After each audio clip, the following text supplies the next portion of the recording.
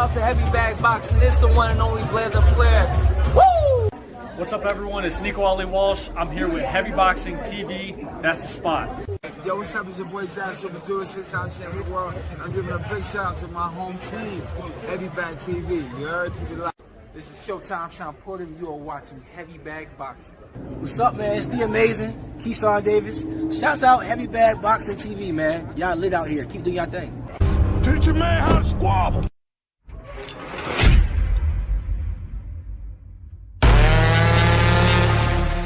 Welcome yo goofy ass back for more nasty work. Around here we got it for the low, ya dig? It's the Boxing Trap Podcast. And now, here's your host, a rich woman's lover and a poor woman's dream. The 757's finest.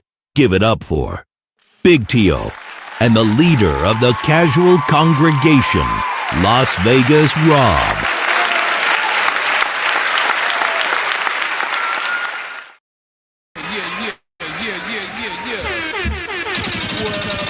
What up? Oh, we back. Yeah, listen, if you was looking for a boxing conversation, you done came to the right spot. Welcome back to another installment of the Boxing Trap. I'm your guy, Big Tio. That's my guy over there. Las Vegas Rob, RC, is definitely back and in the building. What's going on, my brethren? Man, chilling, man. Hey, man, look, I'm only here one day this week. Just letting y'all know the schedule out. But let me tell you something.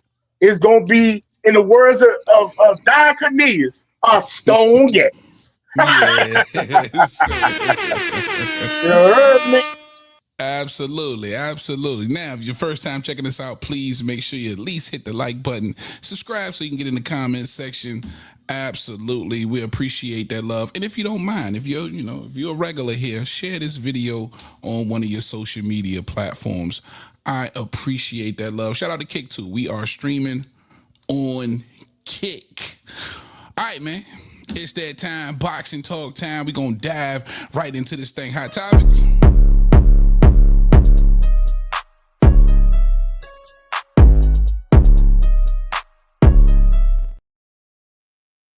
Yes, sure, ski.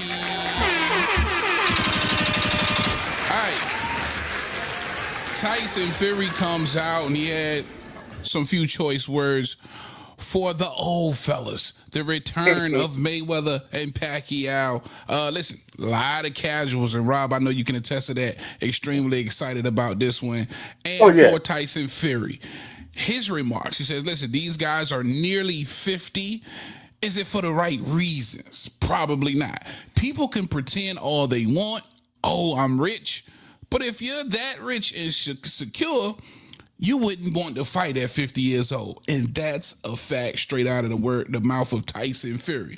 Rob, if you're 50, are you still fighting? Does legacy matter that damn much? Hell no. If you 50 and still fighting, you tripping. Because you got to think about it. Are you willing to be competitive, like, and active to be able to make a run? And if you are able to achieve a belt, are you able to defend it against your those upcoming mandatories and the young gunners? Everybody, like I said, man, I just feel like if you that age, you gotta be in it for the money. That's the only thing that's getting you out of bed. Keep it real with you. You gotta be, and like you said, I think you made a great point. Listen, if you're gonna come back and be pro, we don't want to see you come back, be pro, fight another old nigga, and that's it. You know what I'm saying? You got to be willing to mix it up with the young niggas, the up and comers. Give them an opportunity to knock off an old legend. But shout out to Pacquiao, right? Because that's what Pacquiao had done, especially later on in his run, 40 plus years old, with the likes of your Dennis Ugas. He was willing to fight Earl Spence at one time, and Keith Thurman. So you want to give Pacquiao probably a little bit more credit, huh? And Mario Barrios, his last fight. Yeah, a draw with Mario Barrios.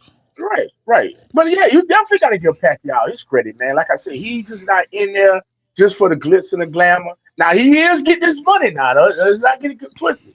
But he is getting his money in an adequate way of at least miraging it like, hey man, I'm in there just like everybody else. You get what I'm saying? So Absolutely, and not so much so for Floyd Mayweather. We've seen him do a ton of exhibitions versus opponents that were outgunned and outmatched for the most part. So his activity doesn't quite equal up, in my opinion, to what Pacquiao has done over the last few years or a couple years now, right? Or at least since Keith Thurman, because that was still in you Dennis Ugas, because that was still tough fights 5-6 years ago for Pacquiao, right? Are you giving Pacquiao the edge because of that, activity towards the end of his career versus Mayweather? no, I can't. Well, it's so hard with this fight, man. This fight is just. I just gotta be honest. It just seems Jake Paulish. Like it's like picking a Jake Paul fight. You know what I'm saying? It's like. I mean, it ain't. I mean, I don't know. I think hardcores and casuals alike. If you're gonna indulge and watch this fight, you need to just sit back and just watch it for what it is. I mean, this is a good fight. Well, I'm not even gonna say this. I was about to say this is a good fight. You can get your kids, your younger kids that have never seen these two guys compete, but it's really not a good scale. It's not a good judge of none of these guys and what they have done in their career. So I don't know. I think it's just one of them. There's nothing on TV. It's on Netflix. Sit back and enjoy it. That's it. And like Tyson said, these guys are knocking at 50. It kind of that remind me of that movie. Remember Stallone and Robert De Niro did that movie Grudge Match? Yes, sir. Had Kevin Hart in it, and it was just two old over the hill niggas kind of just settling this grudge match. And I think that's just kind of what you got for Pacquiao and Floyd. And for Floyd, it's got to be about the money, right, Rob? At the end of the day, maybe it's all been smoke and mirrors with this, this kind of lifestyle he's led us to believe that he's leading. And for me, it just screams, I'm out of bread. You feel like he's hit a wall. The bread is just gone. Man, let me tell you something. I'm here in Las Vegas. And when I first moved to Las Vegas, I mean, I ain't gonna lie. Floyd had a bunch of stuff going on around town. He had a skating rink. He had a strip club, girl collection. He had he had a fat burger. He had he had businesses all over town. You know it was his. Guess what, bro? As of today, March 10th, 2026, all that's gone. Even all the girl collection, the girl collection clubs. Yeah, it's close. Damn. Yeah, it's close. Yes, sir. Gosh almighty. Shout out to the chat, man. Paladin Heredator. I don't know how to pronounce that shit, but shout out to you. Big Mason in the building. What's up, my brother? For sure. He say, what's up, RC? What's that? Yeah, man. That's gone, bro. Unfortunate to hear for Floyd Mayweather. And listen, you can't fool a nigga like me, man. At 50 years old, you coming back. It's most definitely about a bag. All right. Now, moving on. What else we got in hot topics? Oh, let's unlock the hate. Oh man, hate.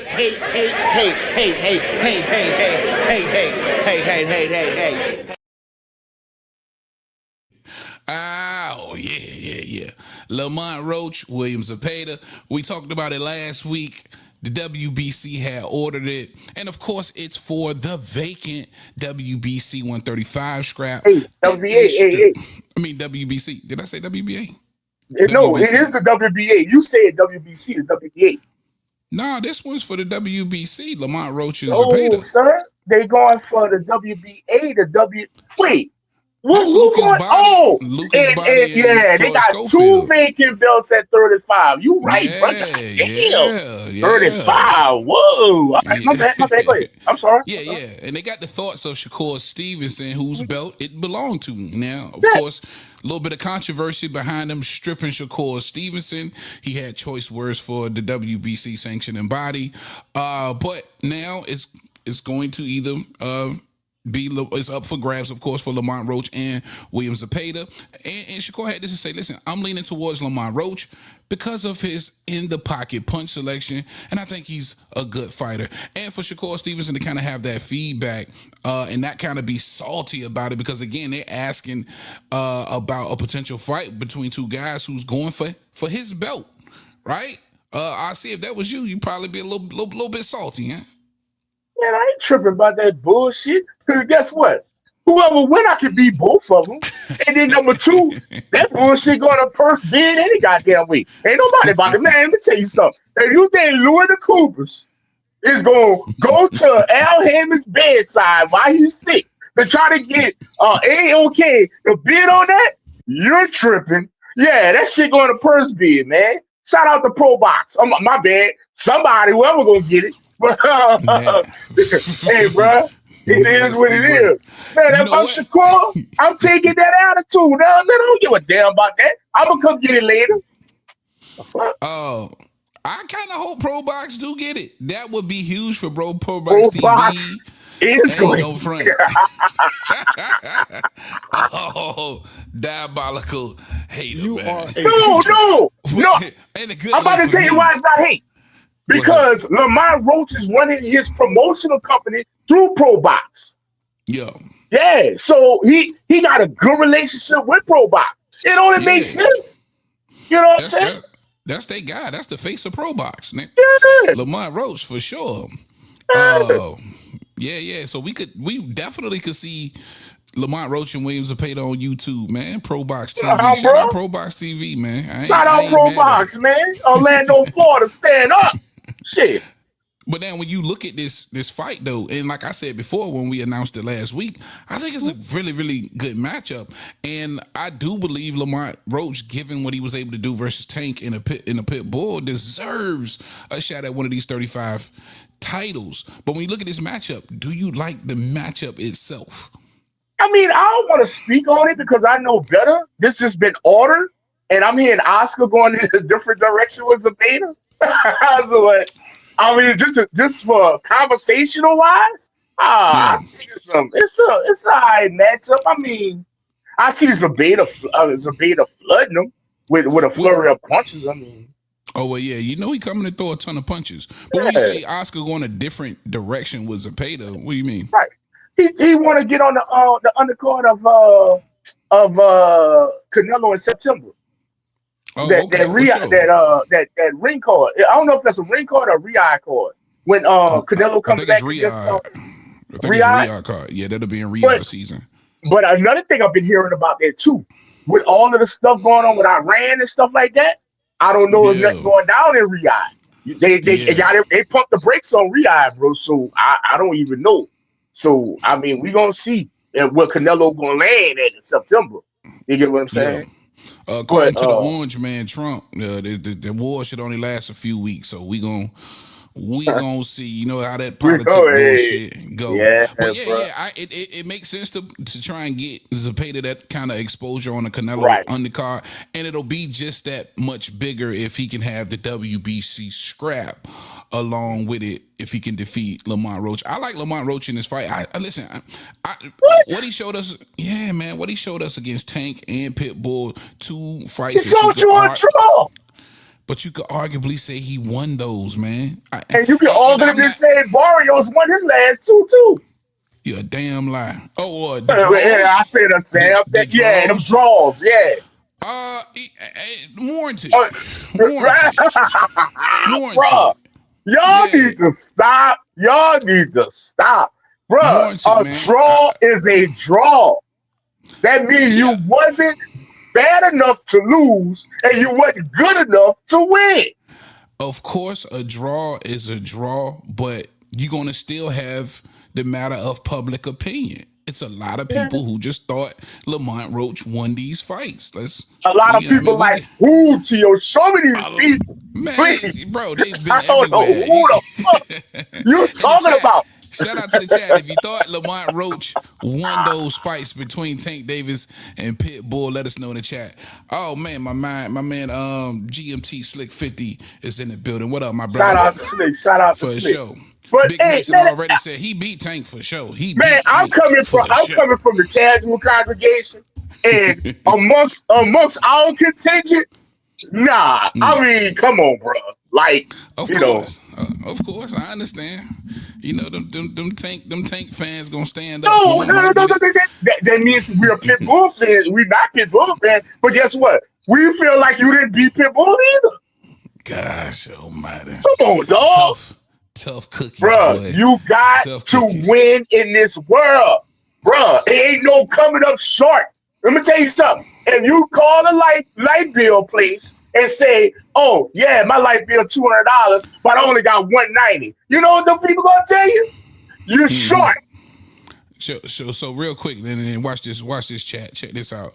What about oh, let's unleash some more hate. What about your boy Lubin versus Ramos? Yeah, I mean, that was a good win for Lubin. No, you don't believe that shit. Stop. His own corner was talking about, hey, what? Yeah, Cunningham was what? What you ought to see? He was holding his St. Louis hat. Like, what the hell? Man, get the hell out of here, bro. What you say? A draw is a draw, so a win is a win. Bro, oh, yeah, and guess what? Lamont Rose don't win. Yeah, he don't. Fuck out of here, man. Lubin won, though. You gonna get Lubin his credit?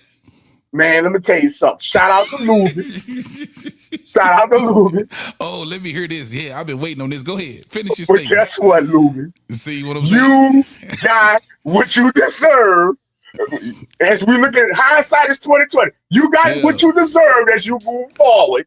You get what I'm saying? And got your ass dealt with the aforementioned Virgil Ortiz. You felt like he got what he deserved because you believe he lost to Ramos. Yeah. Exactly. See how I'm saying that's your opinion. But guess what? It wasn't a draw. You thought he lost. It wasn't no draw. I know it wasn't no draw, but you still thought he lost. Just like this was a draw, but people still thought Lamont Roach won. That's the I got one for you. I got one for you. Sandor Martin. Teofimo Lopez. You pick him. Either one. You know the other one you was about to say. Yeah, listen, I thought even Jermaine Ortiz, Teofimo Lopez, I wouldn't have been mad if he would have got denied in that one. I feel you. And that's just what I'm saying. You can argue. I can argue that Jermaine Ortiz beat Teofimo Lopez that night. And Sandor Martin. You know what I'm saying? So, but guess what? You just changed the narrative. We were just talking about draws. No, I was talking about draws, but I led it to public opinion. Okay, I got a draw, but you could argue that he won those fights. People will argue you down that he won those fights. That's all. Yeah, and he's deserving of this opportunity. Like you could argue Tim Tszyu beat. I'm sorry, no, this was they were saying in the first fight. Oh, Tim Tszyu would have won if he wouldn't have got. Man, come on, my dude. People didn't credit. The first fight with Fundora, when they were saying Tim Tszyu was well on his way to winning. He would have won. No, there ain't no woulda, coulda, shoulda. Fuck all that. You lost. Yeah. Before the freak accident, I thought he was handling business. Here this shit go, man. It's the truth, man. Listen. I'm just on the side of the truth. You know what I mean? Okay. Let's move on. We do that all day. Boy, I'm happy to have you back, my nigga. Right, now, your boy, Rolly Romero on Devin Haney, Ryan Garcia. He says, listen, Ryan has Devin's number. If they fought 100 times, Ryan would knock him out 100 damn times. And listen, of course, all of the controversy that surrounded this fight. Let me ask you this, RC. Do you truly believe that this is just one of those kind of, one of those kind of matchups where Ryan just has Devin's number? No. We're here to talk about the Austrian and all of that, and you leave it to the professionals. Some say this, some say that. Some say, listen, like Rolly said, it was just a matter of having better defense and a better game plan. Do you think a rematch gives you different results? No. The only reason why you got the results from what you got from April 20th, 2024 is because Devin fought the wrong fight. You have never seen Devin Haney go into no fighting like that on that night. Let's keep it real. Am I right? You absolutely right. He was That's in there. it. Bill gave him the wrong game plan. Bill told us straight up, I'm sending my son in there to kill him. He was looking for the knockout. He wanted to beat Ryan Garcia in better fashion than the Tank Davis. And that's what he tried to do that night, and it was detrimental. I wholeheartedly believe that. And guess what would have happened November 2025 in Riyadh if Devin Haney would have gotten a ring with a Brian Norman Jr. with that same attitude and that same game plan? What would have happened to you? He probably would have got fucked up again. Knocked out, knocked out, or fucked, whatever you want. Bro, that will never happen again because Devin would never do that again. Just keep it in. You remember back in the day they sent them kids to prison and that program called Scared Straight? Scared Straight, yes, sir. Ryan Garcia, in my opinion, has scared Devin straight. Right. You go who did he fight right after Ryan Garcia when he just pretty much moved and ran around the ring the whole time? The dude, I think that's the dude he fight. Can't you think of the Latino nigga, man? Yeah, he fought Josh Taylor. For the Undisputed. I know. I can't think of it. Put it in the chat, man. Y'all know who we're talking about. And you got that kind of performance from him. Then you get the Brian Norman Jr. Ramirez. Ramirez. Where he gets the early knockdown, I think in round 2, and he coasts and stays on the back foot, does a ton of clinching. I think that's the Devin Haney you're probably going to get for the rest of his career. And it might not be to a lot of niggas' likings, but you're going to have the Devin Haney fans who's going to be in love with whatever he does. But that's what you're going to get. And let me tell y'all, that's going to be extremely hard to beat. It's going to be hard to beat. When you got a back foot Dev who going to clinch your ass and shoot the jab and get out of harm's way, is an extremely, extremely hard fight, man, at the end of the day. So, no, I don't think you get their same results. I don't think Ryan Garcia beats him 100 times out of 100 times because the type of style that Devin Haney and the athleticism that he got, that type of style is just hard. It's just hard to beat.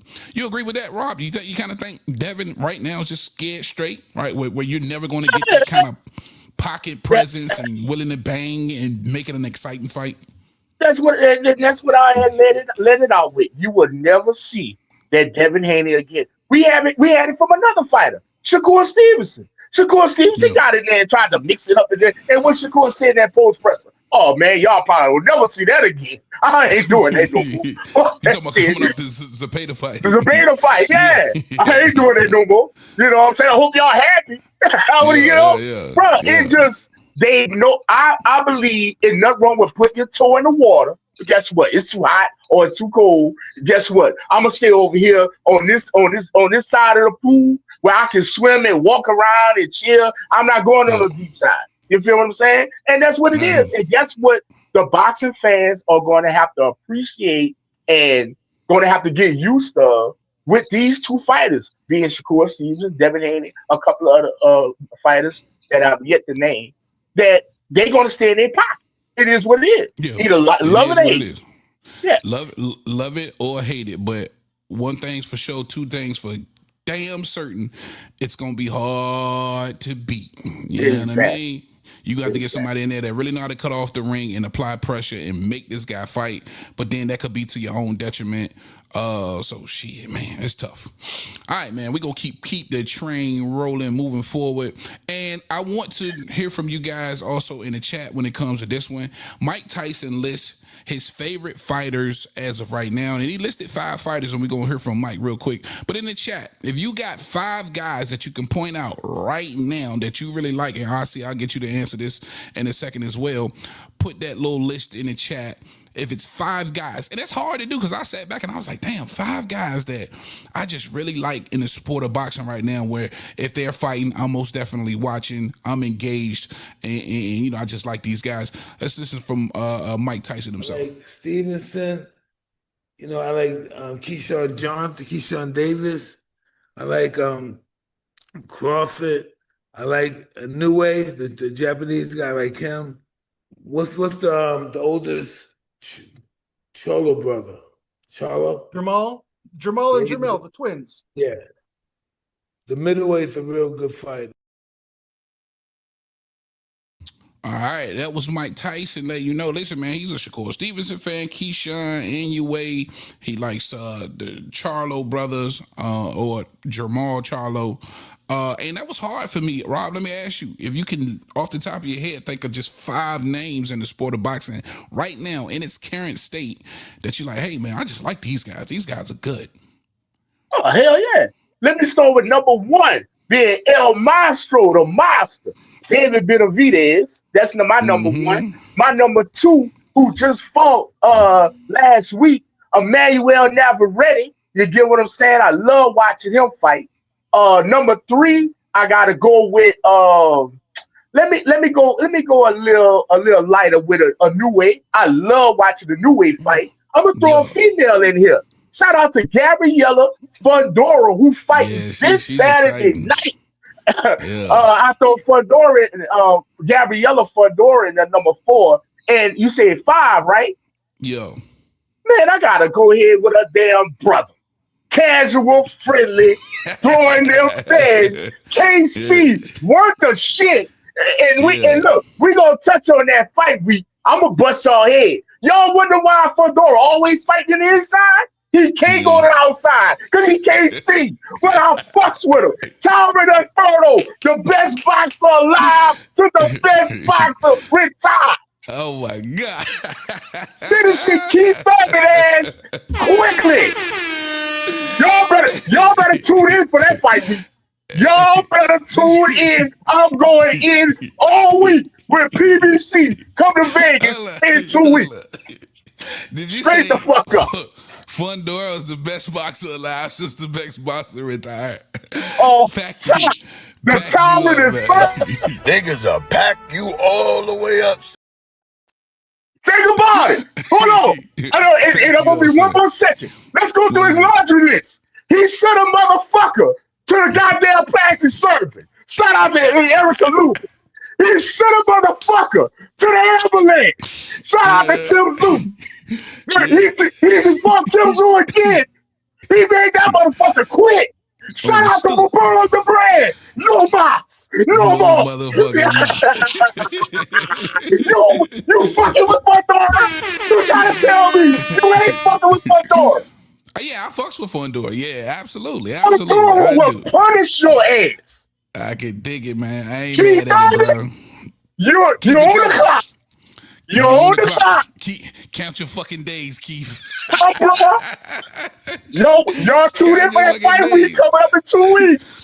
Monday, Tuesday, Wednesday, I'm going in and I'm interviewing them. I'm putting them on the channel. You heard me? Shot to the Tyrant Inferno. Best boxer alive since the best boxer retired. Who you know sending people to the hospital? Hey, listen, man. I ain't mad at it, bro. I ain't mad at it, man. Shit, United Healthcare, and motherfucking the other medical insurance companies saying if you fight this, you fight Fundora, we canceling your ass. They gonna have us with that goddamn high ass medical bill that we gotta cover 80% off. Fucking with Fundora. No doubt.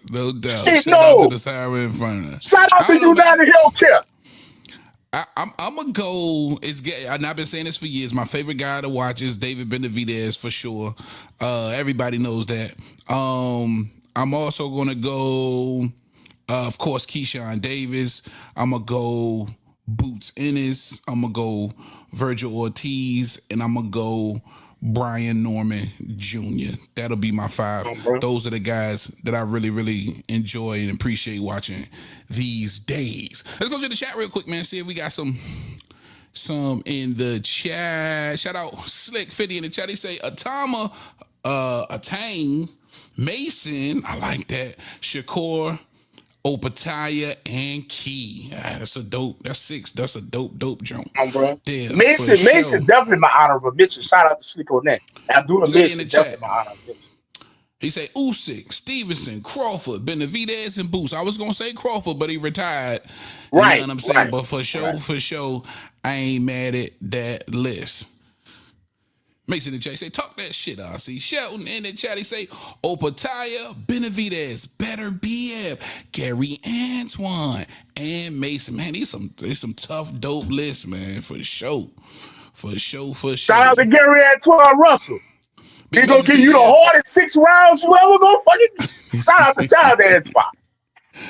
Mason say he might just be the toughest at 54. Hey man, listen, Fundor's a tough son of a bitch, man. And even when Tim Tszyu broke that nose up real good in like a couple of different places and he couldn't breathe and it was just clogged with blood, that motherfucker still kept pumping that jab for sure, man. Thank you guys for participating. I can't name a boxer in the last year, just speaking of Fundora, within the last calendar year, made a motherfucker quit on the stool. I can't. But Fundora. Somebody just quit on the stool, didn't they? For somebody. I'll wait.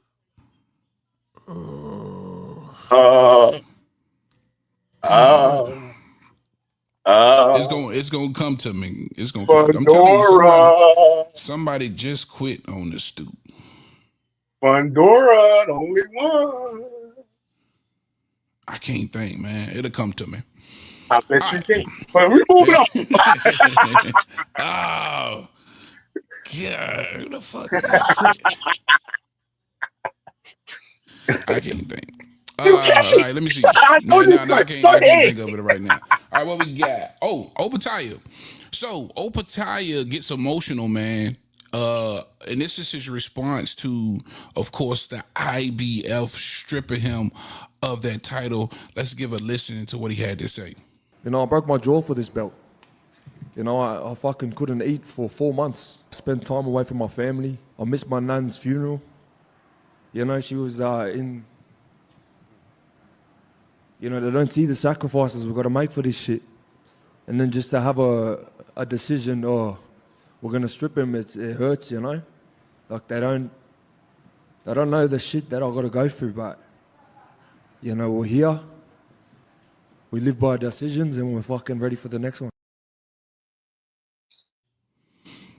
All right, man. So that was Opataya. Of course, just you could see visually he was emotional and upset about the decision of the IBF stripping him right before his title defense against Brandon Glanton.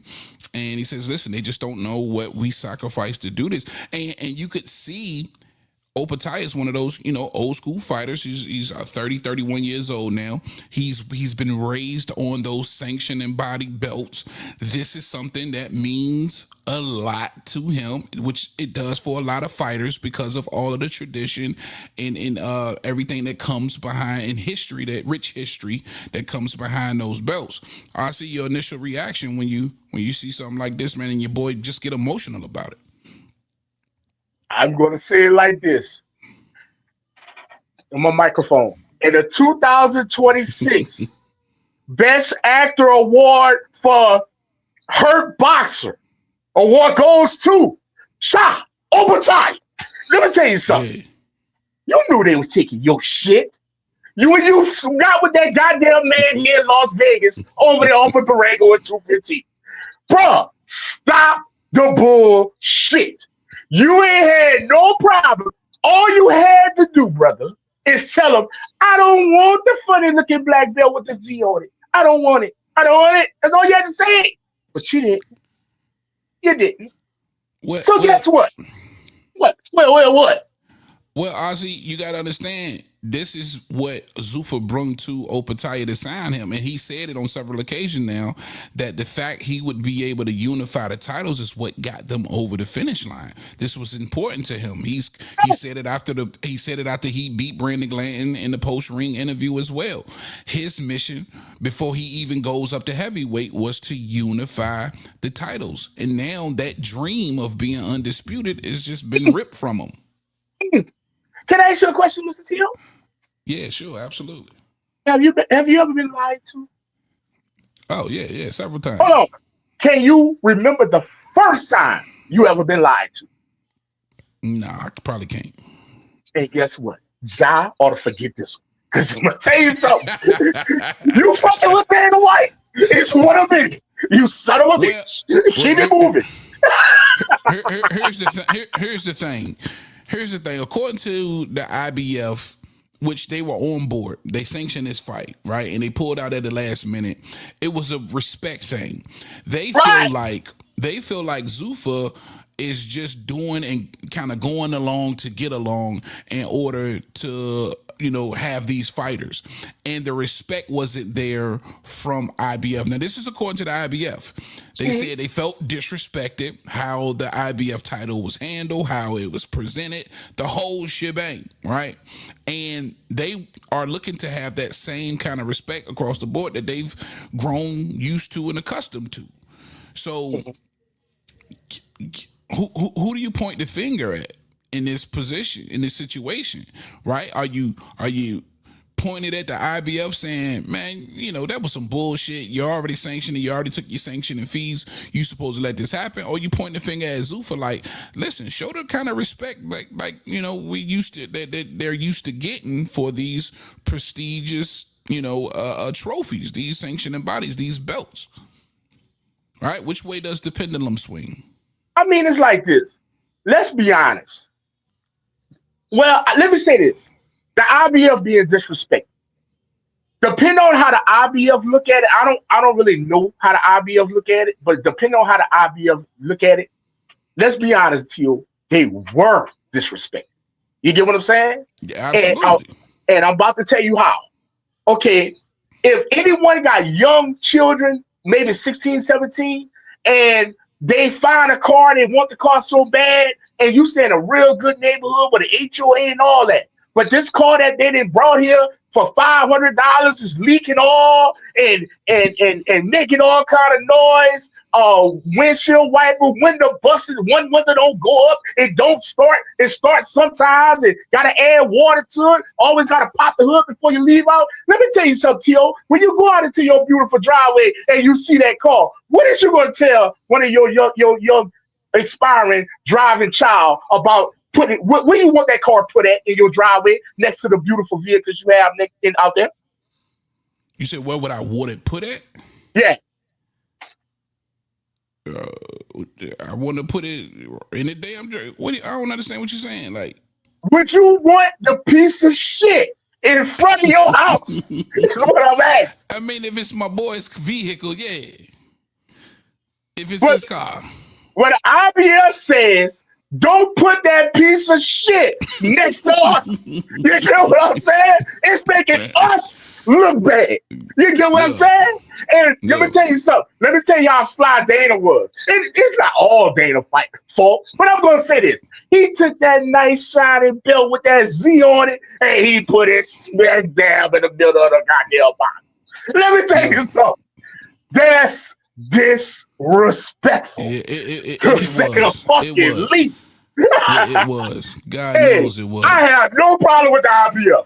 Man, fuck that. Give me my shit. And look, let me tell you something else. Let me tell you something else about this motherfucker Jao Battalion.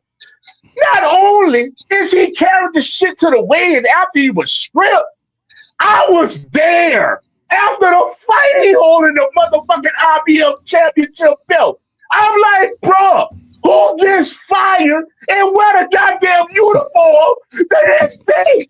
What the fuck is wrong with you, dog? Bro, McDonald's let you go. You need to turn that shit in. You get what I'm saying? Turn that apron in, nigga. Why? I feel you. Nigga, you still rocking. Hey, say, Rob, you gotta go to work today? Nah, dog, they fired me and shit. But shit, I'm wearing my shit. Fuck all that, you heard? Nah, nigga, take that shit off. Shout out to my nigga 9. Take that monkey shit off. You embarrassing us. Shout out to 913. If you don't stop it, John. I can see it from that perspective as well, man. It's just Zuffa is, and to me, I think this is where the bad blood starts. I think if there ever was a opportunity for the sanctioning bodies to kind of band together, create that band of brothers versus Zuffa. Now is the time. But unfortunately for somebody like a Jai Opataya, shout out Slick, I think he's putting something in the chat. I want to read this real quick. Jai Opataya made comments during the post-fight press conference that have led the organization's leadership to question whether he made a completely and fully aware by, he was made completely and fully aware by his advisors of the decision he needed to make when committing to the bout against Brandon Glenn. The organization intends to look further into this matter. I think they have to, but I think it was a lot of false pretense, Rob. I think again, Zuffa was saying whatever they needed to say to be able to wrap that Zuffa belt around somebody credible, around a lineal champion, just to get that done. Yeah? And a Jai Opataya. So even if in the near future, if we see some type of lawsuits from Jai Opataya and his management for somehow breach of contract because they can't get along with these sanctioning bodies, and that's preventing, because I'm sure they had, if Opataya's management was smart enough and they knew that this was the route Jai Opataya wanted to take, they had to have implemented that into the contractual agreement, right?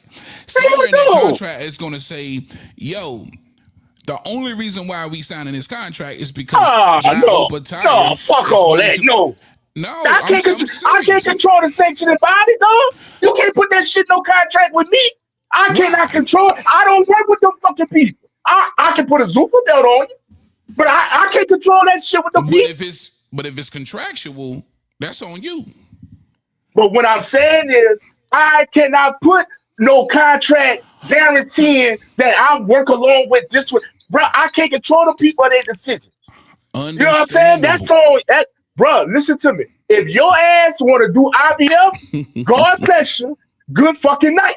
Dog, I can't control. You can't tie me to what the fuck, what you got going on over there. That ain't none of my motherfucking business. But if you use that to get him to sign, that could potentially be a problem. That's what I'm saying. But let me tell you something. Just because your stupid ass fell for that, your stupid ass fell in the contract. Guess what? If your stupid ass fell for the sweet talk of the side chick and you left your fucking baby mama, guess what? You can't get mad at your baby mama when the fucking side chick. I'm sorry, you can't get mad at the side chick when she said your baby mama can't drop your child off over here. Your baby mama can't call your phone no more. Guess what? That's your fucking problem. You fell for that stupid shit that motherfucker gave. Hey, we just got to see how it play out. I think they got a leg to stand on. I truly think they got a leg to stand on if it was contractual. If they came out again several times and told us that's the only reason, or that was the reason that got them over the hump, that they would be willing to work with these sanctioning bodies. And if you're willing to work with these sanctioning bodies, that means you're going by customs. That means you're playing ball with them like they typically play ball. But if you're not playing ball in the manner that they want to play ball with, then you're not willing to work with them. Now let me say this. Let me say this. And you may need to go through your phone on this one. And I hate the insider shit, but this is about to make me all really about to call me an insider. Tio, check through your phone from last Thursday and tell the people what I text you about who got script. And I don't box. I don't work with the IBF. I don't do none of that shit. What did I tell you? Who got script last Thursday? I texted you and told you who was that?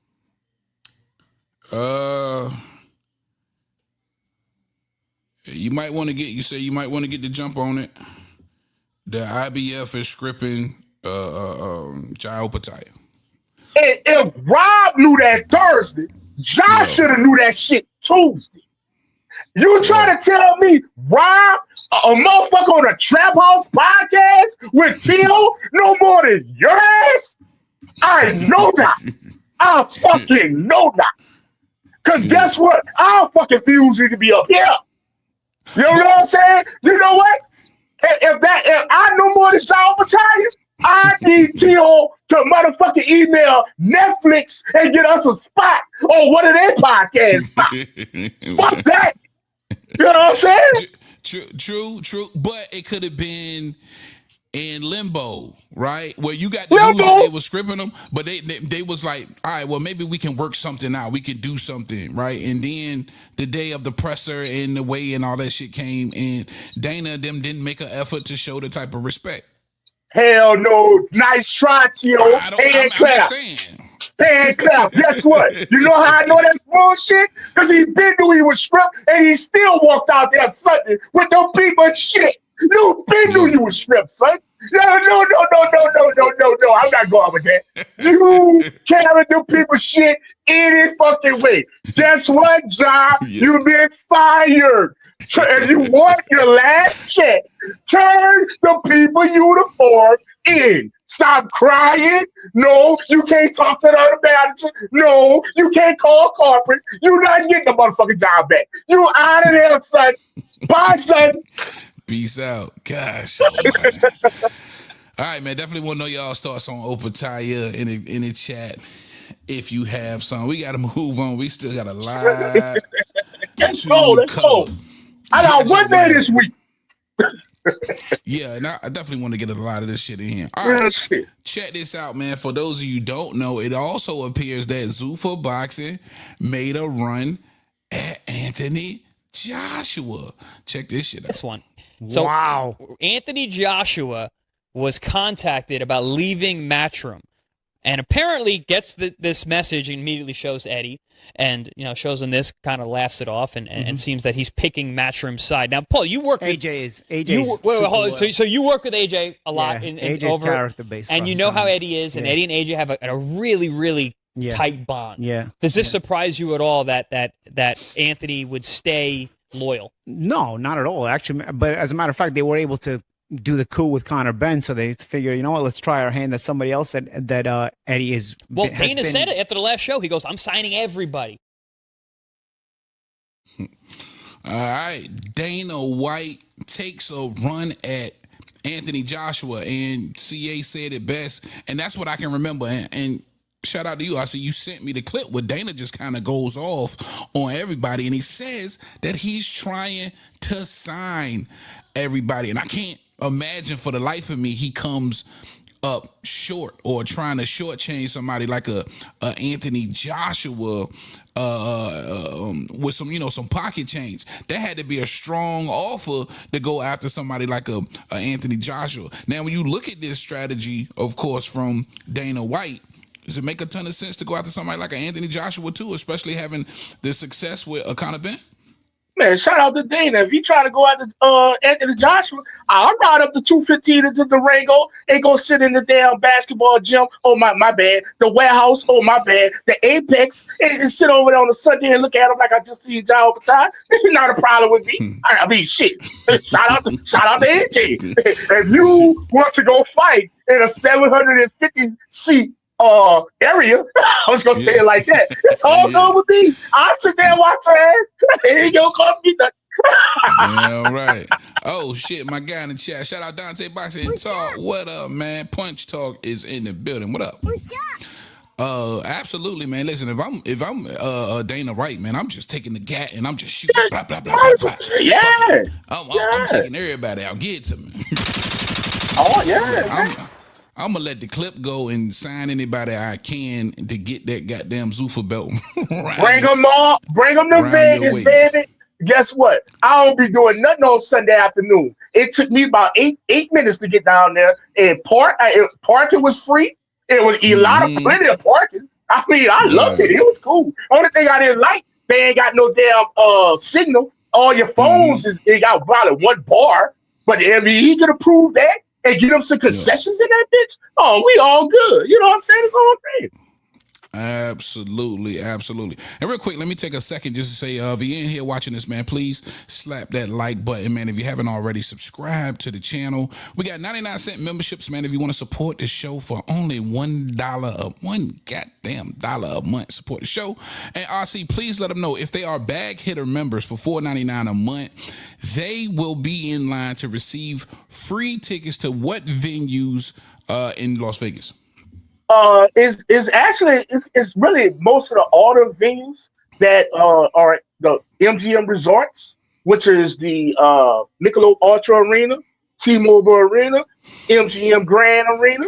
Hell, if you're here on a Sunday, shit, you come meet me at the Apex, and we gonna sit off of that bitch. I mean, they don't charge nothing. So it's not like you winning anything. And I don't want to lie. Oh, look what I did for you. Oh, let's go have free lunch on the cruise. Motherfucker, all the food free. But hey, do you want me to make you feel good? If you want me to Dana White your ass, I say, hey, free tickets to Thufa. You gotta go through goddamn everything box. I'm lying. But anyway, yeah, bro, but definitely the fights out there. Now I'm going to tell you this. Shout out to the heavy bag members. What do they call it? The heavy baggers? So what it's called?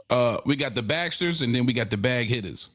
The bag hitters. Shout out to the bag hitters. You guys are the ones that had an opportunity to come to Vegas and get the free tickets from me. Let me tell you something. The upcoming Fundora Thurman, I can start shoveling them shits to you because they are plenty of them shits. Nah, the upcoming May 2nd, David Benavidez, Maestro versus Zerto. I can't help you. Fuck that. You ain't getting no. You know what I'm saying? Just keeping it real. Because every Cinco de Mayo, the T-Mobile Arena is sold out from the bottom to the top. That is a big celebration. And tickets are very hard for a person like me to get it, to get my hands on that. But a lot of other these fights, they got pretty much everything else outside of Cinco de Mayo. Outside of Cinco de Mayo, outside of Canelo, outside of the face coming back. You get what I'm saying? Javante tickets very hard to get. But like I said, he retired, but he's rumored to come back. I don't know if he's gonna be in Vegas or whatever. Those tickets are hard to get. But another one is Mayweather Pacquiao at the Spear. I don't work the Spear. I can't help you with the Spear. You know what I'm saying? I can't do shit about the Spear. You know what I'm saying? So it's just certain shit like that. We'll have what's available. I'll definitely let you know what's available. Yeah, we'll have what's available. So again, for all of the bag hitters, $4.99 a month, that guarantees you a spot in line in order to get your free tickets to a Vegas boxing event. And you will have that's available. Yeah, as that's available, and you will have your tickets before you even get to Vegas. We're gonna get your phone number, and I'm gonna send the tickets to your phone. Absolutely. All right. That was the Anthony Joshua talk, and we're gonna move on. Damn, it's already. We got to get to the main event, RC. We got to get to the main event. I can't do it. Main event time, man. Let's do it. Let's get ready to rumble.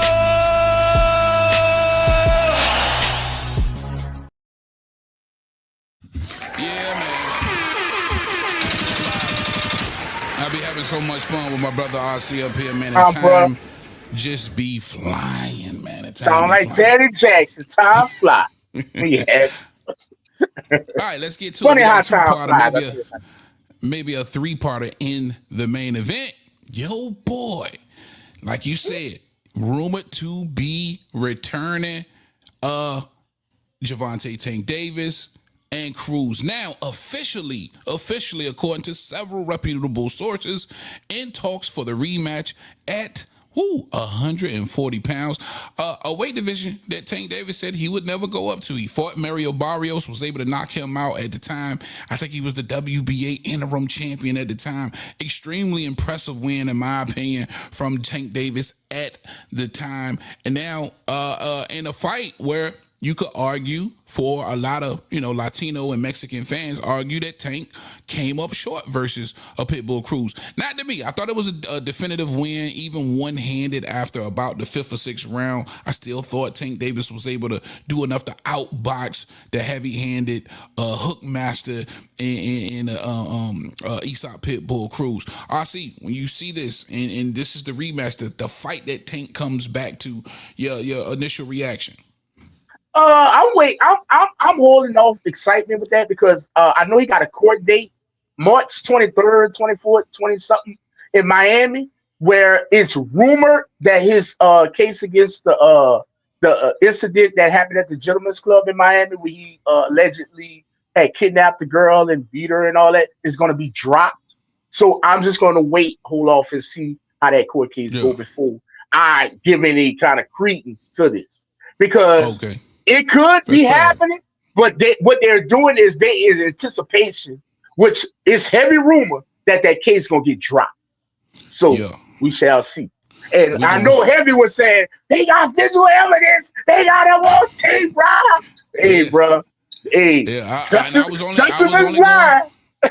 I was only going off what was released from Miami Garden Police Department, that they had video footage corroborating her story. Again, I guess now we don't know how true that is or how much that's going to help. But a lot of sources close to Tank Davis and what he's got going on is saying that he should be returning. And listen, when you got money, you can, tie these litigations up for an extremely long time. Enough time for him to even come back and get a fight. You know what I'm saying? Right. And he could still potentially get, convicted of something down the line. But as far as this fight, I'm just going to hypothetically make believe that, they working on it and it happens. You know what I'm saying? I don't particularly, for the money, I guess, because listen, we know what type of fighter Tank Davis is. He's going after the bread. At the end of the day, I always say I can't be mad at him. This is a fight that nobody really asking for. It's just so much, I think there's just so many other fighters that's more interesting to be made. But it's Tank Davis, man. At the end of the day, his people gonna show up and show the hell out. Shout out in the chat, man. My guy E-Dub is in the building. And I think that fight, if it was happy, is a warm up. It's a warm up for him to box. Yeah. Because you know who he would have to box if that fight's after this Pitbull fight. True. And that would be one Shakur Steves. True. It's just he would have to box. A completely different style from Pitbull, but you saying as far as him polishing up on his own back foot. Boxing, footwork, everything. Cutting ring off, or everything. All that good shit, yeah. But either way, I think this is an exciting fight at the end of the day because of Pitbull's style. You know what I mean? He really goes in there and try and knocks you out. He don't give a fuck who you is, so that's always going to be exciting, at least to me. Shot the Pitbull, man, after getting robbed for a drone, shit. But anyway, man, come on with that bullshit. Shout out Roach, man, for getting robbed again. Oh yeah. Pack you up, bro. Niggas will pack you all the way up. Say, bro, if you're too scared to walk down the street to go to the goddamn corner store, stay your ass home. Okay? Mm-hmm. Roach, shit. That nigga Roach put belt in the ass. Yeah, can't get his ass. Yeah, for half the fight. Pitbull, bro, he had Pitbull on his back foot box. Yeah, nigga. We for 6 rounds. For 6 rounds. Shout out Roach, man. For 6 rounds. 1, 2, 3, 4, 5, 6. Does it end in 6 or 12? I don't know. Fuck. You got me feeling Gary Antoine Russell-ness. 1, 2, 3, 4, 5, 6. The rest of them I just take off. I take off the rest of them. Why we on this? Why we on the subject? Your boy Devin Haney opened up his mouth when asked about your boy Gervonta Tank Davis, and I'm sure some of y'all seen this already, but let's check it out. This is from yesterday, I believe it was. Let's check out Devin Haney. Gervonta Davis, I think that he's a really good fighter. I think that he's an underachiever. I think that he has so much talent. I think that his outside issues is stopping him from reaching his full potential, and him just not wanting to test himself against the best fighters in the world. There's a guy like Pitbull Cruz it's just a fight that no one asked for. All right, that was Devin Haney on Gervonta Tank Davis, and it's hard not to agree with everything your boy just stuttered out. You know what I'm saying? I really do believe. I believe. And shout out to Devin Haney for getting out here in the public eye and doing an interview. I mean, it's not like he ain't done none before, but he's definitely not on most of these panels as much or in the spotlight as much as these other fighters are trying to do. Shout out to that ring check. Yes, definitely shout out to that ring check. But he says that he believes Tank Davis is an underachiever. And again, it's hard for me not to disagree with that, because you got to understand at one point, I was screaming the same thing that a lot of these Tank fans were screaming. He's the guy. He's the truth. I don't think anybody beats him.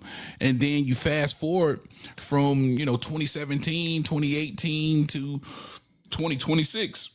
No unifications. He never fought another current champion in his own weight division. You never fought who people believe to be the man in that division. You never went after the lineal title.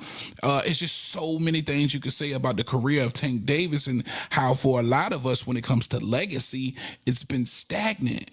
But on the flip side of that coin, you could say, hey, Tank came in here, has made double, triple the amount of money of most of these fighters. How are we truly measuring success? And in that area, when it comes to the purses and the money, how is he some sort of underachiever? But I think for the average boxing fan, especially hardcore, we don't give a fuck about the money. You know what I'm saying? The money's never the issue. These guys can make whatever they want. We don't give a shit. It's going to always boil down to the legacy and a lot of the times what the record books had to say about you. So, RC, I'm going to ask you this. When you think of Tank Davis from those aspects, you know, initial reaction, is he somewhat or sort of an underachiever to you? No, I'm going. It's just equated to the outside factors, and you know, I'm a Tank fan, but I'm gonna be real with it. And a lot of people gonna agree when I say this. A lot of outside factors have given you what you have gotten from Tank Davis, and I'm gonna explain it to you like this. He started off with Mayweather Promotions. That didn't work as well as Tank anticipated. Then he got to the point where he got with Al Heyman. And Al Heyman was trying to steer him in the right direction. Starting off, I think the first fight without Mayweather Promotion was the Ryan Garcia, and it seemed like he was on top of the world. But guess what happened a couple of weeks later? He had to turn himself in and go to jail. You get what I'm saying? So that go to outside, the self-inflicted outside factors with Gervonta Tank Davis. Then he started coming back. He came back with Frank Martin. Then after Frank Martin, he had the thing with Lamont Roach. But guess what? Now Al Heyman gets sick. Now he don't even want to fight no goddamn more. And Al Heyman's still sick. Shout out to Al Heyman, man. Hope you get better soon and whatever like that. He's been out a while, and nobody knows what's wrong with Al. Yeah, nobody knows what's wrong with Al. Years now. It's been about a good year, a little bit over a year. But after Al got sick, he was like, man, I don't want to do this shit no more. Fuck this shit. I don't want to do this no more. So it's been a lot. And then after Al getting sick, he did the Jake Paul thing. He couldn't get on Netflix and do that because he had the stuff that happened in Miami at the club. So that's another self-inflicted. Like I say, it's easy to say. You can't say, and you know what? I'll go ahead and lightly touch on that. It's underachievement because a lot of the stuff you did to yourself, Tank. I mean, just keep it real. You get what I'm saying? So, I mean, that's how the way I look at it. It's nothing in the ring. I think everything was outside the ring. Yeah. Definitely want to know y'all's thoughts in the chat, man. Do you feel in Tank Davis's career, when you look at the accolades, when you look at the fights, when you look at the resume, has he been an underachiever? And again, you got to remember, he's never been a lineal champion. He's never unified a division. He's never fought anybody that everybody else considered to be the man or close to the man in the division. And you just can't say that for a lot of his contemporaries or his counterparts, right? You look at how you gonna fight somebody the man in the division when he the man in the division? Well, you got to establish that first. How did he ever establish that? The lineal belt says he did. Shakur's got 2 of them. Oh, boy, let me tell you something about that lineal. Bruce got one. Bruce got one. Barrios had one. Devin's got one. No, Barrios ain't never been no lineal champion. Hey, then he was announced as one. He was announced as one. Oh, there you go with the bullshit. They retracted. They got that shit together. They retracted that and got that together. Please don't be misled, people. Barrios was never. We were the casual congregation. So when Michael Buffer said the WBC welterweight and ring magazine champion as a casual, we're supposed to say he's the man. That's all we're not getting distracted. Don't pay that Barrios talk no mind. We still on Tank. We're still on Tank. Never been a lineal champion. We're still on Tank. Not having near the amount of success. Jamel Cholo is the ring magazine champion. Legacy success as his counterparts. He's Shout just out come up Jamel. short. Who's been a lineal champion. Tank has still it. We keeping it all the way a beam. All right. Shout out Dante Boxing Talk in the chat. He says, Tank been jumping out the ring and sparring since he was a kid, dude. Never fighting no 50-50 fights. I feel you on that, man. A lot of people feel that way. E-Dub in the chat said Roach Cepeda on the same card of Gervonta Davis Pitbull. My source says it's going down. Oh, wow. That'll be a really good fight that Roach Cepeda to put on that card, too. Punch Talk said, I called this Punch the Prophet strikes again. He said, I guess he called the Pitbull and Tank Davis fight. E-Dub. We say RC spits facts. Heavy bag. The E-Dub talks boxing. How's it sound? Sounds great, man. Again, E-Dub, get with me on Instagram. I seen your last message. If you're really trying to jump on the team, man, and get that established, I'm with you, brother. Let's work it out. Also, for anybody who can hear the sound of my voice, everybody on Twitter, look like we got 30, 40 people on Twitter, everybody on YouTube, a few people on Kick. If you are interested in dropping content right here on Heavy Bag TV, you can have a show right alongside mine. Or if you just want to drop individual hit me up on Instagram at Heavy Bag TV. And let's get you going. Let's get you started, man, right here with us. Join the family. For sure. For sure. And I mean, T.O. is on everything. That man got Twitter going. He got YouTube going. He got a Kick stream going up. Shout out to everybody on Kick. I never seen y'all before. Facebook too. On Facebook. Yo, man, shout out to Facebook. God damn. For sure. There's a lot of people watching me. What I was about to say. Yeah, definitely get with me on Instagram at Heavy Bag TV 1. Instagram, Heavy Bag TV 1. Get in my DM if you want to join the family, man, and drop some content. All right, it's that time of the show, man. We want to hear from y'all. Let's do it.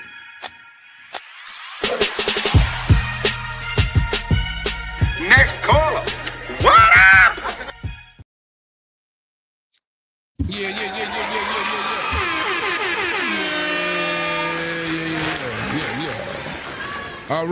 All right. That time of the show, if you got it on your mind, on your brain, on your chest, on your heart, and you want to let it out. Now is the time to get at us. The link is in the chat. And I think if I start, I should pin it. I hope that pins it.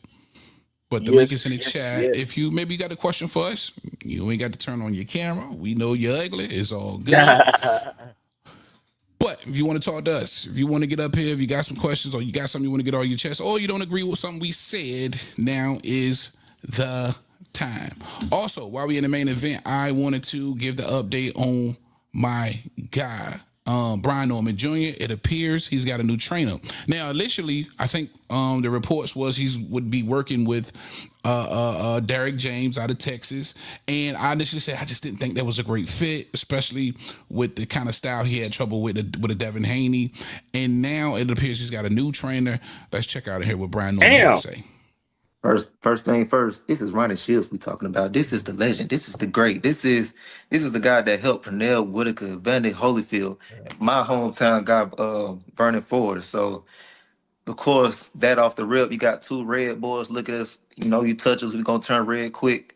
But the mentality that we both have and the way that we both operate, the chemistry, and even boxing-wise, style-wise, everything match up. So, I feel like this was the best coach to go with.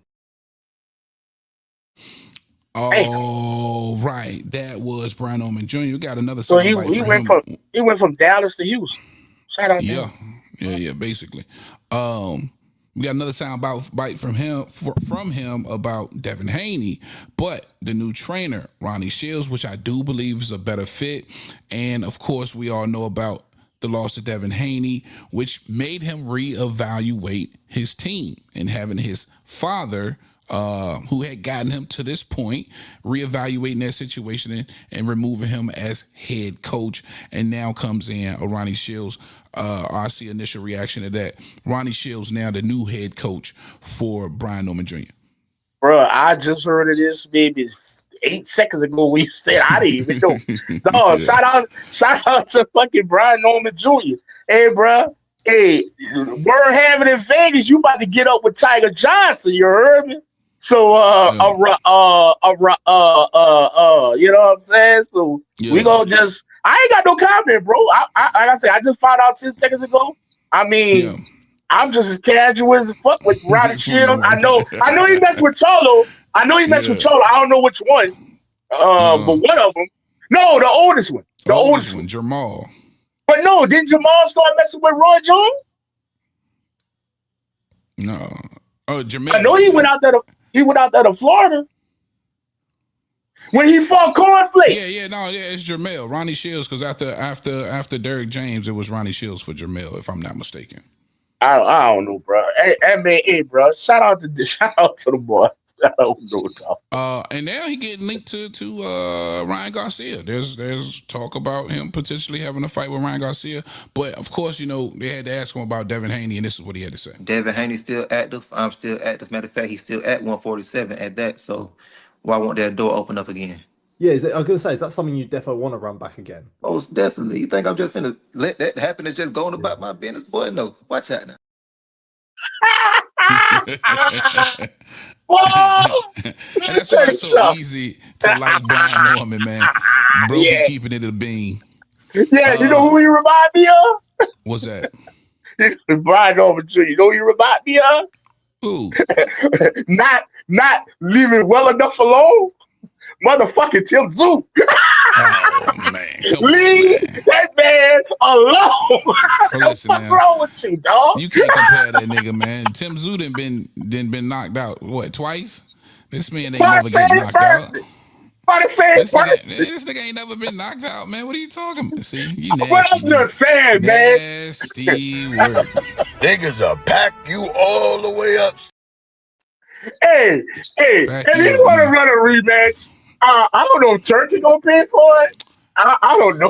Well, it could be in the near future because all Brian Norman Jr. got to do is keep winning. Yeah, because he's the number 2. He don't forget. Well, I'm just saying he got to win his next fight. He's still number 2 on the ring list. Tiger Johnson ain't gonna get you no goddamn Devin Haney fight. If you want to establish a lineal title at 147 pounds, Brian Norman could very well be in the conversation. That's all I'm saying. So that could be a scenario where if Devin Haney wants to become lineal champion at 147 pounds, he might have to see your boy. All right, we got somebody in the lineup. Let's bring him up. My guy, a usual suspect, Shelton Moore's in the building. What up, Shelton? What's up, Shelton? What's up, RC, man? What's up with you? Hey, man. I see you in rare form today, huh? Because you got me here one day this week. That's it. I got a flight after this show. I got to hit the Louisiana, baby. But shout out to you for holding it down yesterday. And like I said, man, y'all keep doing y'all thing. I will be back Monday. Yes, sir. For sure. So what's the topic, cuz? What y'all talking about, man? Y'all talking about a little tink? Yeah, we talk about whatever you want to talk about, man. What's on your brain, man? Oh yeah, I don't talk about that guy. Oh man, he does what he does, and he told me everything I need to know. So I don't mess with him. He gonna do what he gonna do, and then let him do it. Yeah. Shelton, can I jump in and ask you a question? What you think about Jao Battaglia wearing his uniform after he got fired from the job? What you think about this? Battaglia is his guy too. That's his guy. That's why I asked. But what I think is this. This is what I think. I think, like my man RC said, he's telling the truth. He got sold a bill of goods. Yeah. They thought that the sanctioning body was going to let them do what they want to do. And the sanctioning body's like, nah, sucker. We don't care about that. You cannot hold this belt next to our belt and call this unification. We're not going to do that. So if that's how y'all doing it, that's how y'all presenting it, then we're not going to sanction it. And shout out to Jao Battaglia, man. He loved that fucking fry station. Nigga, that was his fry station. He knew when to drop the grease, when to pour the new grease in there, nigga. Hey, that was hard for him to take that fucking that termination. Shelton. It was hard. It was hard. He was between a rock and a hard place because with the IBF and the Ring Magazine belt, the most he ever made was $900,000. Right. Sunday he made $1.7 million. So hey, it was hard. He had to do what he had to do, man. You know, it's called prize fighting for a reason, y'all. Yeah, it is. It is. Zuffa just threw it, man. They throwing a lot of shit in the game. It's just gonna be interesting to see if these sanctioning bodies band together, man. Because if they band together, they're gonna make it real hard for Zuffa. They're gonna really have to just continuously, like I say, it has to be. Turkey got to really show us that there is no limit. There's no amount that he won't pay. There, you know, even if you just never making any money. Yeah. But we all got to remember, you know, this is a boxing show, so we're going to keep it boxing. But y'all got to remember, it's something going on that side of the world. So a whole lot of things might be changing here in the near future. Right. Yeah. But as far as business goes, because listen, whether something's going on that side of the world or not, business is business at the end of the day, right? Right. But you got to remember this, right? If you listen to Turkey's interview when he talked to that boy over there, the boy that do the show every day, that boy's out there in Vegas with y'all. You know what I'm talking about? Lester Gibbs, that boy. He's not in Vegas no more. He's back in Florida. He's back in Orlando. Okay. When Turkey did his interview with that dude, Turkey told everybody, he said, y'all got to understand that this is not on me. I don't care about the money because it's not my money. Right. Yeah. It's their money. But see, now, with that Strait of Hormuz closed, the people that's producing over there had to stop producing because the oil is backing up. They can't get it out. Yeah. So all this stuff goes back to the limited supply of money they had because they had oil money. That oil kept making money every day, so they didn't really care. Now they're not making money. So things may change. We have to see and let it play out. We can't be up here speculating and saying this and that is going to happen. We don't know what's going to happen until that mess gets straightened out. Right. Because if there ain't no money coming in, people ain't going to be putting no money out. That's all I'm saying. Yeah. If ain't no money coming in, Zuffa suffers. Yeah, exactly. Exactly. Yeah, Zuffa suffers exactly. at the end of the day. So we gotta see how this plays out. You know what I'm saying? How they want to play it. Yeah. Let me ask you while I got you, Shelton, since we ain't got nobody else in line either. Brian Norman Jr., man, how you like that Ronnie Shields matchup? I love it. Because see, to me, now this could be me, RC, Heavy, y'all could say I'm wrong, but the way I see it, Derrick James, all his fighters fight one way. Brian Norman Jr. already fights that way. So nothing too much going to change going to Derrick James. With Ronnie Shields is going to teach him head movement, get your head off the line, a little bit of footwork, box a little more. Because Ronnie Shields is more of a boxing coach than Derrick James. Derrick James, all his fighters fight the way he fought. If you go look at Derrick James' tape. Look bit more on the aggressive side, not so much boxing. Right. And he's already like that. He needs more boxing. Because the reason he got done up by Devin Haney, because his head was always where Devin Haney thought it would be. He didn't move his head. He didn't get his head off the line. No. I can dig it, man. I can dig it. And I know you say you don't want to talk about Tank, but I think what Devin Haney said has a little bit of merit. Do you believe Tank's underachiever? Right? At any point in time, did you ever think that he had the goods and the ability to fight these guys and potentially beat them? I've always thought that Tank had the goods and the ability to beat these guys. Tank just never had the want to. Right. It's just a difference. So in your book, does that makes him an underachiever then? If you really thought he had the goods, Of course, yeah. He don't have to want to. Like when I was, I just retired. I retired after 27 years of construction, right? And I used to tell young dudes coming in trade all the time, I can teach you everything you need to know about construction, but I can't give you the want to. You gotta want. You gotta have that on your own. You gotta want to do it. Right. Yeah. The skills is there for Tank. Tank can do anything that any boxer can do. He's very skilled. He just don't have to want to. Tank wants, if you look at his career, look at the people he's fought, Tank wants the biggest bag for the least amount of risk. That's what he wants. Now, can I ask you a question, Sean? Yeah. You said you worked 27 years in construction, sir? Yes, sir. Yes, sir. Hey, man, like I said, we appreciate that. Just as, people, whether he was building homes or commercial sites and all that. No, I was commercial construction. Bridges, truck construction, freeways, wall, big stuff. Man. Definitely salute to you for all the 27 years of hard work. But I got one question, sir. The Monday after you retired, did you load your tool bag, pack a lunch, and take your hard hat and at least drive around the site that Monday? Like you was going to go to work, but I missed it. But what I'm saying is, what I'm saying is, did you park your car and walk on the site, even though you wasn't supposed to be there? But did you just go on the site anyway? Well, why, sir? Because I'm trying to still figure out why the fuck John Opataya is walking around the people's shit with your hands. Don't even belong over there. The thing for me was, I didn't miss, I did enough of the getting up early in the morning, leaving home when it's dark, coming home when it's dark. I had enough of that. I did that. Only thing I missed was the people. I ain't missing nothing else. I don't miss climbing up and down. I don't miss none of that shit. I just miss the people. Hey, man, John may just miss the fucking strap. I don't know. You gotta let it go, my boy. You may need to eat them. You may need to eat them. That's the argument I have with people, Heavy. That's the argument I have with people, RC. These fighters can sit here and tell you that them belts don't mean nothing. They can say that. And it may sound good sometimes. Sound good, yeah.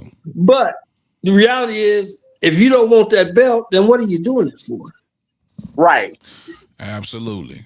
Legacy matters, man. It's gonna always matter to me, man. At the end of the day, I think when it's all said and done, these fighters give a damn how we felt about their career. And if they say they don't, I'd just be thinking they lying. It is what it is.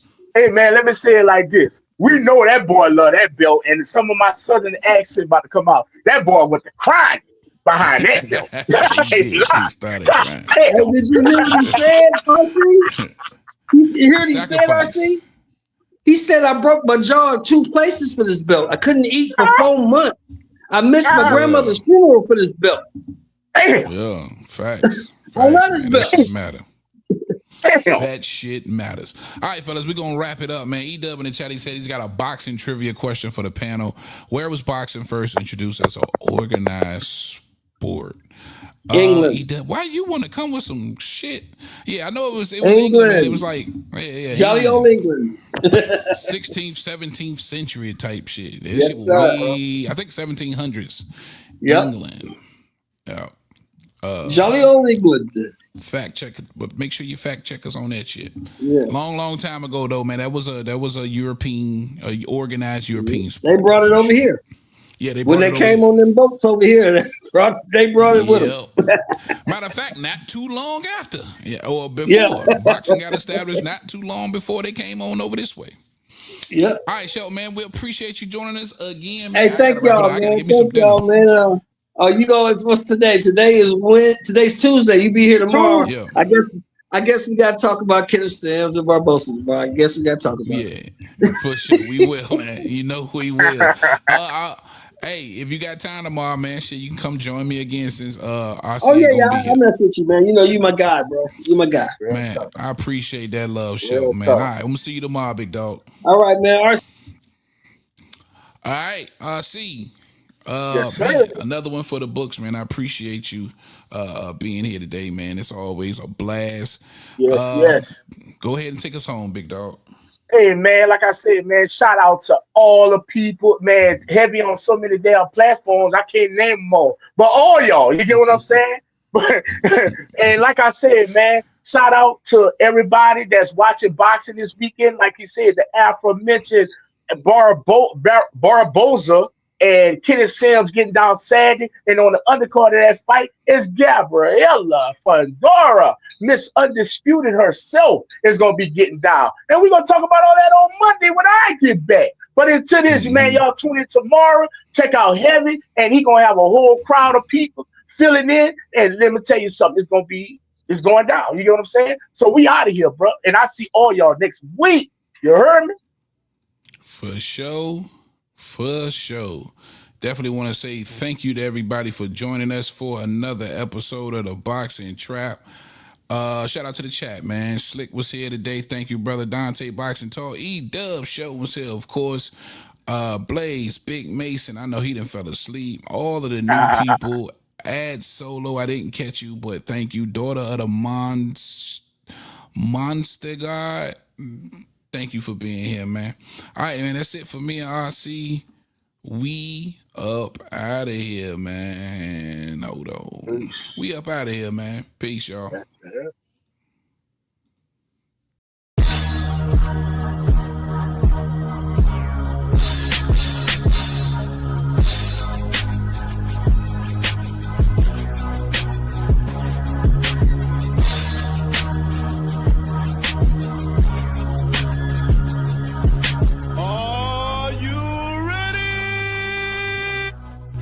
Shout out to Heavy Bag Boxing. It's the one and only Blazer Flair. Woo! What's up, everyone? It's Nico Ali Walsh. I'm here with Heavy Boxing TV. That's the spot. Yo, what's up? It's your boy Zach, Super Dudes, fifth-time champion of the world. I'm giving a big shout out to my home team, Heavy Bag TV. You heard? Keep it live. This is Showtime Sean Porter, and you are watching Heavy Bag Boxing. What's up, man? It's the amazing Keyshawn Davis. Shouts out Heavy Bag Boxing TV, man. Y'all lit out here. Keep doing y'all thing. Teach your man how to squabble.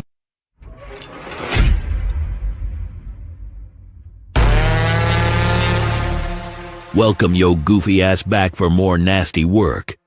Around here, we got it for the low, you dig?